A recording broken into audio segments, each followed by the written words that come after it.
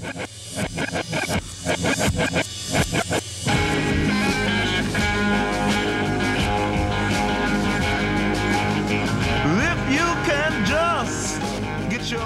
on The Experience, Mary Poppins at the Hanover Theater this week. We'll actually learn a dance. I think we're going to learn the chimney dance. Bert might be stopping by. Somebody will be stopping by to teach us that dance. So that should be fun. So get ready to gather in front of the TV. Also, the Harvey Ball is coming up this week. We'll tell you all about that. Bill Wallace is here. And World Smile Day is right around the corner. And here to tell us about that is Charlie Ball. Hi, Charlie.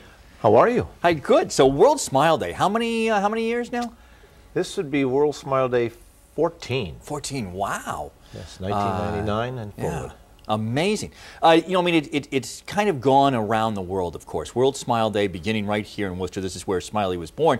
But World Smile Day, you hear from literally all around the globe. I do. And it's sort of year-round now, too. It used to be just concentrated in that couple of weeks before the World Smile Day event. But now, you know, I hear year-round from teachers, from, you know, who discover the website or other organizations who, you know, want to put together some sort of plan, and they're planning in advance. But yeah.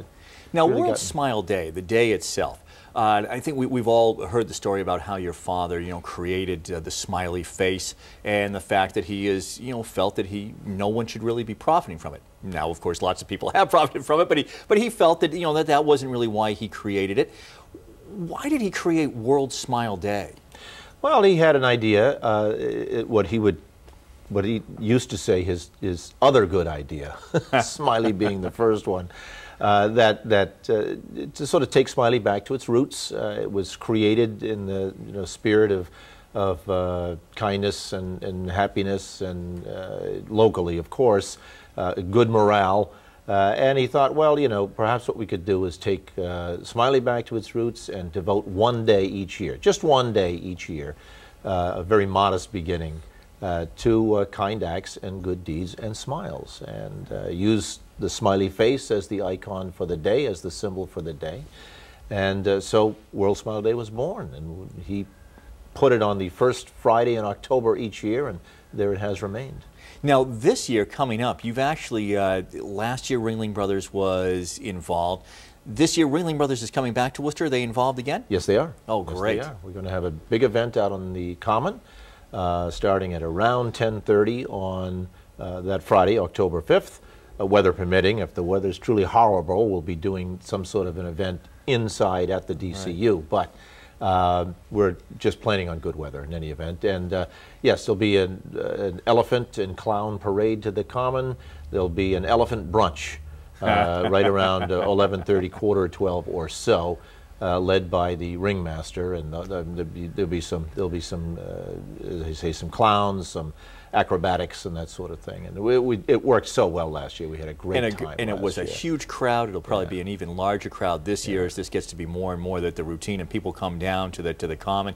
So that part is wonderful. You've done different things, though, over those 14 years. We have. I mean, one year you had the world's largest smiley face. We did. We put together the world's largest smiley face on the plaza right in back of the Common. We have the photography to prove it, I guess. At the time, it really was the world's largest human smiley face, although the Guinness Book did not have a category for that particular thing. They do now have a category. Yeah, I love that. I think that's fantastic. And it just shows that, again, from doing fun things like that, it spreads, you know, World Smile Day around the world. Now, Smile Ambassadors actually go out and deliver smiles on that day. That's correct. And they've done it now for, well, probably 3 or 4 years. We're going to continue. It's really been successful. It's really grown. We invite people to go to worldsmileday.com and follow the links there. You can request that we deliver a hold that up. Absolutely. You've Been Smiled certificate to some perhaps unsuspecting person. It could be friend, relative, business associate. It could go to a house, or I'll hang on to that and show that to a business. to a school, whatever it might be. I Right. mean, all you got to do is go to the website and order it up, and we'll take care of it. We'll get it delivered on that day. I think that's terrific. We'll We're definitely bringing it to a lot of businesses this year. Yeah, as so well, we've that's delivered terrific. 100 of these Yeah. things in last year anyway. So we expect to do the same this year. It's great when somebody gets one of these things, the room lights up. So just from being smiled. It Just really from is. being smiled. It is a small thing, a simple thing, but it does make everybody so happy. When you kind of go back to your dad, because there was a lag time between when Harvey Ball created Smiley and did it for the predecessor to the Hanover. State Mutual. To State Mutual. Yep. And then to when it really exploded in the 70s. What was the reaction in the Ball household when it exploded in the 70s? Did it come upon you gradually, or because it seemed all of a sudden it was everywhere? Well, it did. Although I have to tell you, the reaction was probably thanks to my dad. It was somewhat muted.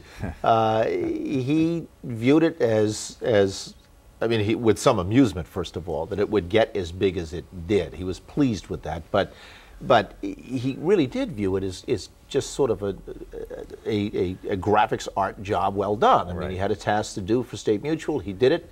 It took off, larger than anybody could imagine, but he just, took it as a point of pride, I guess. Charlie, one thing, we're wearing our World Smile Day Ambassador Smiley buttons. This is the official, and I'll hold this up again, this is the official smiley face. Now, people see the smiley face all over, but your father's is unique. I mean, you can tell a true smiley face from a cheap knockoff or an imitator. Well, I sure can. Yes, he of course, put it together. It was hand-drawn in the very first instance, and for him, and it was always hand-drawn, but he would be able to create more or less a perfect circle, but the eyes are not quite the same size, and the smile is the mouth, I should say, is not quite symmetrical, not quite perfect, Right. and yes, I could tell Part a of the mile away, charm. because from there, a lot of the commercial uses of it always sort of defaulted to that perfect round, two dots, nice even or nice symmetrical smile, and I mean, I can. Terrific. Charlie, we will see you on World Smile Day, October 5th, Friday. Everybody come on out to City Common and have some fun. Yes. Great. Thanks for stopping by and telling us about it. Let's see the, by the way, this is the official apparel, I think, of World Smile Day, of what exactly you have to wear. I don't know where you get a pair of those, but I definitely want a pair. Charlie, Well, thanks for coming by. I'm just going to spend a while here, Hank, Okay, if that's all very right. good. I'm suddenly very comfortable. And Coming up, we'll hear about the Harvey Ball right here on the Hank Stolz Experience.